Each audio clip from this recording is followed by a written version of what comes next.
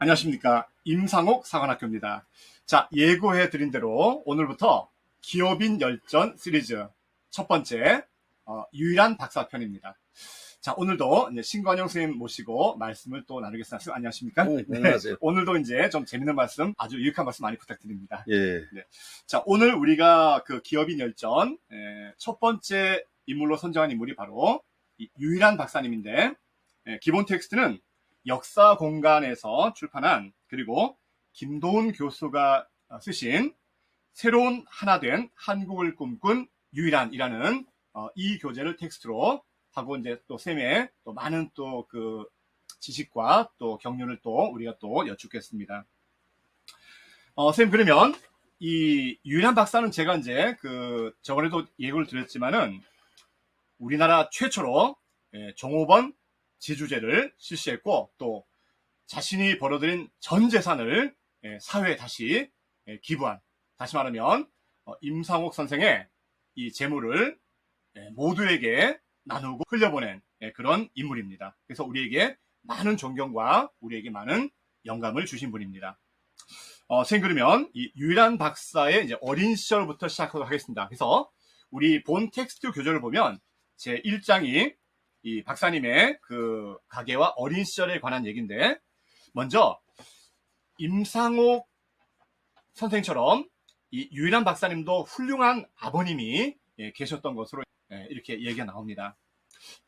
유일한 박사는 1895년 평양에서 출생하셨습니다.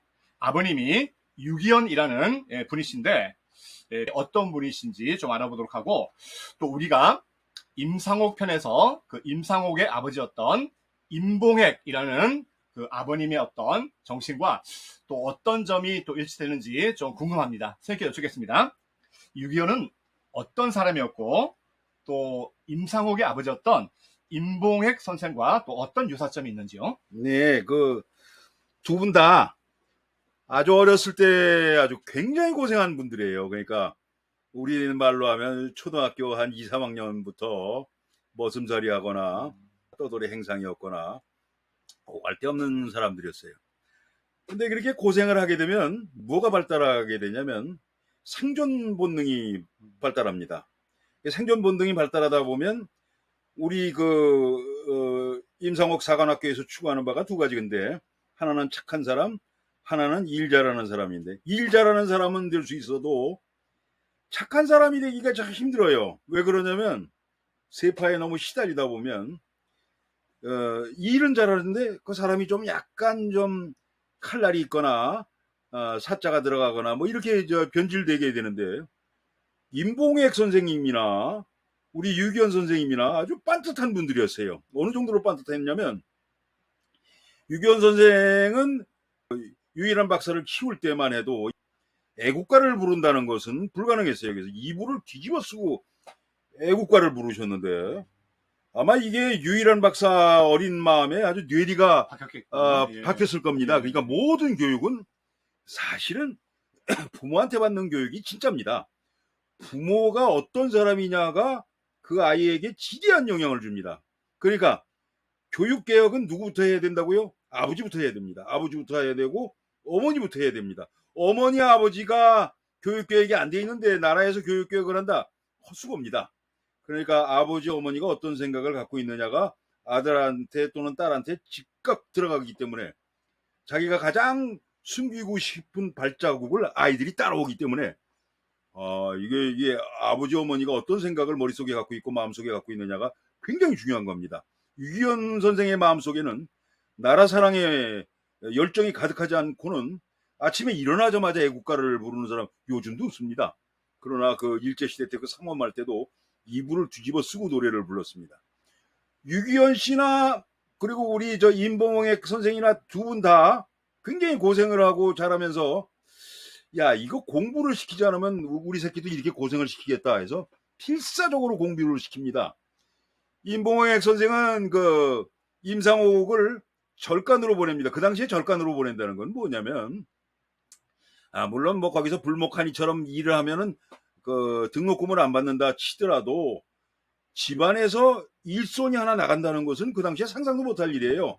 일이 많았으니까 눈만 뜨면 그냥 나무 해오고 물 길러오고 그래야 되는데 그 아들이 장성한 건 아니지만 초등학생이면 장성하다고 봅니다. 옛날에는 다 일 시킬 수 있으니까 장성한 아이를 그 절간에 보낸다는 건 큰 마음입니다. 그래서 거기 가서 그를 깨치라 하고 보낸 것이 지금으로 보면 아무것도 아닌 것 같지만 그 당시에는 어마어마한 유학이나 다름이 없습니다. 유기현 선생은 실제로 애를 유학을 보냅니다. 돈이 없으니까 그냥 고아원 비슷한 데다가 그냥 맡기다시피 해서 그냥 미국으로 보냈는데 그것도 유일한 씨가 저 초등학교 10살이니까 초등학교 1, 2학년 그때입니다. 부인이 그냥 결사반대를 했습니다. 애 죽인다고. 그래도 그 완고하게. 왜 그러냐면 애는 큰 물에 가서 공부를 해야 미국이라는 나라가 그 큰 나라 같은데 거기 가서 공부를 해서 깨치고 와야 된다 하는 생각을 하고 보냈는데 그 생각은 맞습니다. 그러니까 애국심이 투철했던 유일한 박사가 미국에 건너가서 두 가지를 다 얻습니다. 선량하고 착하면서도 유능한 사람이 돼갖고 돌아오게 됩니다. 착하기만 하면 안 되죠. 그렇다고 일만 잘해서도 안 됩니다. 이 두 가지를 다 갖고 있어야 하는데 두 가지가 아주 균형점이 딱 맞추게 된 아주 위대한 인물이 돼서 우리나라의 어떤 큰 빛을 던져주게 되는 겁니다. 네, 네. 알겠습니다. 그런데 이제 그 미국에 유학 갈 때 나이가 이제 10살도 채 안 됐거든요. 이제 그 어린 나이에 전혀 그 생경한 그 미국이라는 낯선, 처음에 샌프란시스코를 통해서 이제 네브라스카 또 미시건까지 가는데 그 정말 아주 어린 소년이 그 낯선 환경에서 그것도 이제 여유 있는 그런 그 어려운 상황에서 거의 고학을 하다시피 이렇게 공부해서 성공할 수 있었는데 그 미국 생활이 참 어렸을 때 힘들지 않았을까요? 그 우리 저 유일한 박사가 들어갔던 집이 그 어떤 그 아주 독실한 기독교 집안이죠. 믿음을 가진 자매 네, 자매가 집에 들어가는데 그 네. 자매 집에 라고 그래서 미국의 자매니까 아주 따뜻할 거다 생각하면 안 됩니다. 네. 일을 하지 않으면 밥도 먹지 마라. 뭐 이런 집이에요. 그러니까 일을 하지 않는 자 굶어라. 그러니까 일을 해야 너한테 그 밥숟가락이라도 갈 수 있다. 미국 사회가 되게 그렇습니다. 일을 안 하는 군 식구를 같이 데리고 갈 수 있는 구조가 아니에요. 그러니까 그 식구가 8이면 8이 다 일을 해야 간신히 밥상에 그 식탁에다 빵을 올려놓을 수 있는 그런 시스템이 되어 있어서 일을 하지 않고는 안 됐는데 우리 유일한 박사는 아주 열심히 일하고 그 자매들의 사랑을 받았던 것 같아요. 나중에 자매들이 어려워졌을 때 유일한 박사가 아주 거금을 주고 그리고 그 보훈을 다 했다는 아름다운 얘기도 있지만 어쨌든 그 살아가는 동안에 그 어린 시절에 좀 삐뚤어된 미국인이 아니고 아주 올바로 정신이 박혀 있는 그러니까 청교도 퓨리탄 정신으로 아주 무장이 되어 있는 그 자매 밑에서 제대로 그 삶을 배웠을 거라고 봅니다. 네.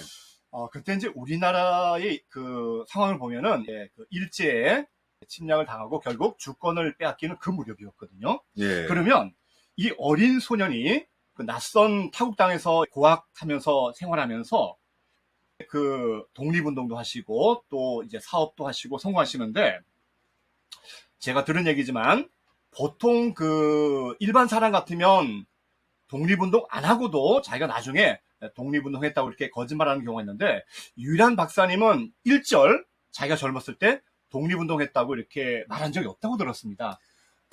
이거 자기의 그 선행이나 자기가 잘했던 일들은 다 감췄죠. 나중에 이제 말씀드리겠지만 60이 다 돼서 넵코라는 OSS 공작원이셨는데 거기 코드명이 A로 해서 그냥 낙하산 타고 뛰어내리는 그런 아주 험악한 그러니까 각서를 씁니다. 70% 확률로 죽을 각오를 한다는 그런 각오로 그 미국의 공작원이 된 이유가 정식적인 군대가 있어야 해방이 됐을 때 우리나라가 힘을 쓸 수 있다. 그래서 아주 그냥 정식적인 군인으로 입대를 한 겁니다. 왜냐하면 입대를 하고 군대에 힘이 있어야 해방이 됐을 때 발언권이 있다는 얘기예요. 우리가 그걸 사실은 놓쳤어요. 해방이 될 때 우리가 군대를 갖고 그 거대한 군대를 갖고 들어왔으면 미국하고 소련하고 사이에서 우리의 주장을 할 수가 있었는데 그렇죠. 우리는 뭐 아무것도 없었어요. 그러니까 시키는 대로 383 긋고 그랬는데 사실은 그런 일을 하기가 싫었으니까 일부러 자기도 군대에 들어가고 또 군사 훈련도 했었고 또 군사의 중요성을 늘 그 여러 분야에서 역설을 했습니다. 이게 유일한 박사님은 그냥 책상머리 사람이 아니에요. 실질적인 사람이니까 만약에 해방이 됐을 때 우리가 어떤 무력을 갖고 있거나 군대를 갖고 있지 않으면 우리는 허당이다. 이게 늘 마음속에 있었던 거예요. 그래서 나도 군인이어야 되고 군인으로서 현역으로서 내가 나라에 대한 그 이권을 주장해야겠다. 이런 생각을 갖고 있던 사람이에요. 그거 다 일체 비밀로 했어요. 그 비밀 문서가 개봉이 되기 이전까지는 유일한 박사가 비밀 공작원이라는 사실은 아무도 일가 친척도 몰랐어요. 그리고 그동안 그 여러 사람을 도와준 거라든가 이런 얘기들은 아무도 몰랐어요. 예. 그리고 아까 사회자분이 얘기를 하셨는데 나중에 사회에다가 그 재산을 환원했다 그러는데 거기엔 좀 어폐가 있는 게 이 이색 선생의 아버님이요. 고려말 그 유학자죠. 이색 선생의 아버님 이곡은 뭐라고 이 책의 서문에 나온 건데 예, 이곡은 모든 것은 우리가 빌어 쓰지 않은 것이 없다. 다 빌려 쓴 거다. 그렇죠. 그러니까 사실은 우리 그런 유교적 개념을 갖고 있었던 우리 유일한 박사님은 내가 지금 갖고 있는 돈은 다 빌려 쓴 거다. 그냥 돌려주는 거다 했지. 이거를 갖다 내가 번 거니까 이거를 사회에다 환원한다. 이런 생각도 아니었을 겁니다. 그냥 내가 쓴 거 다 빌려 쓰고 나니까 남는 거는 이제 신발 두 켤레 하고 양복 세 벌 남는다. 그런데 그것만 내 거고 나머지는 그냥 다 내 게 아니었다. 원래 이거 제자리로 간 거다. 이런 생각을 갖고 있던 분이 아니었나. 그리고 기독교에서 네 왼손이 하는 것을 오른손이 모르게 하라. 그렇죠. 이것을 적극적으로 실천한 분이 아닌가. 그래서 그분에 대한 얘기는 파들어가면 파들어갈수록 더 많아집니다. 네.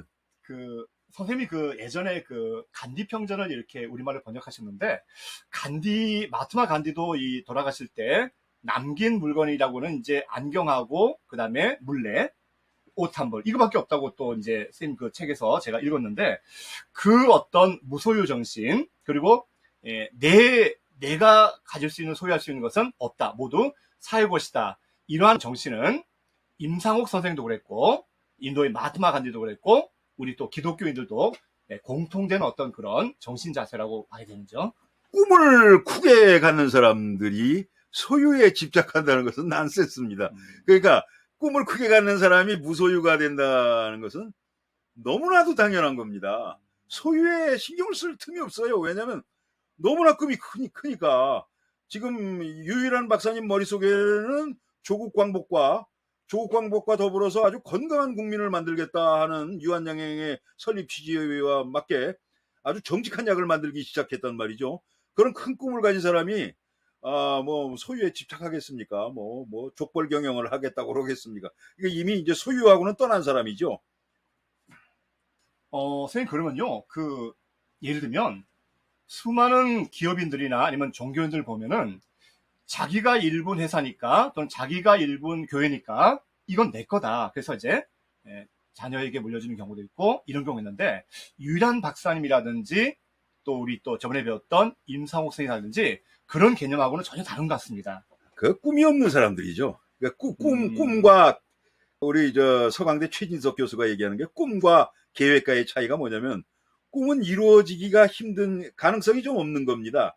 계획은 가능성이 있는 건데 아마 그분들 그 목사님들 머릿속에는 계획은 있을 겁니다. 이걸 내 자식한테 물려주고 내가 재산이 얼마가 되고 이런 계획이 분명한 건데 꿈이라는 거는 지금 당장은 없지만 그러나 믿는 것은 바라는 것은 실상이라고 믿는 그런 사람들의 것입니다. 그런 사람들의 삶은 훨씬 더 생생하죠. 계획만 갖고 있는 사람들의 삶은 사실상 좀비의 삶입니다. 좀비의 삶. 선생님, 근데 그 유일한 선생의 그 정신이 네. 어렸을 때부터 이제 교육을 통해서 이게 형성된 거라고 보는데, 미국에 유학 가서 그렇게 고학을 하면서 또 소년병 그 박용만 선생이 세운 소년병 학교에서 또 이 군사훈련도 받고 또 애국 정신도 기르면서 그런 어떤 그 교육의 영향이 아버지에서 받은 것도 있지만 이 훌륭한 애국자들의 교육에서 받은 영향이 유일한 선생의 인격 형성에 많은 영향을 끼치지 않았을까요?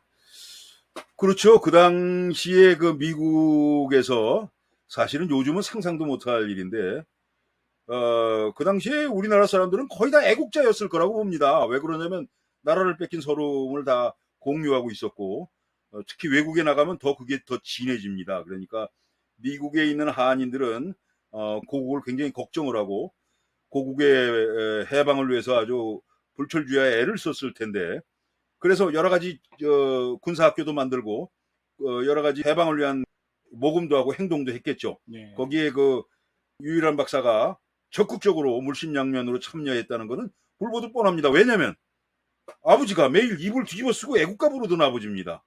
그러니까 그 아들은 그 아버지하고 다르게 힘을 가진 아들이에요. 뭐냐면 돈을 척척 벌어들일 수 있는 그런 유능함도 함께 갖고 있는 아들이에요. 선량하고 유능함까지 갖고 있는 아들인데 그 아들이 아주 온몸을 던져서 대한민국을 위해서 헌신을 하죠. 네, 알겠습니다.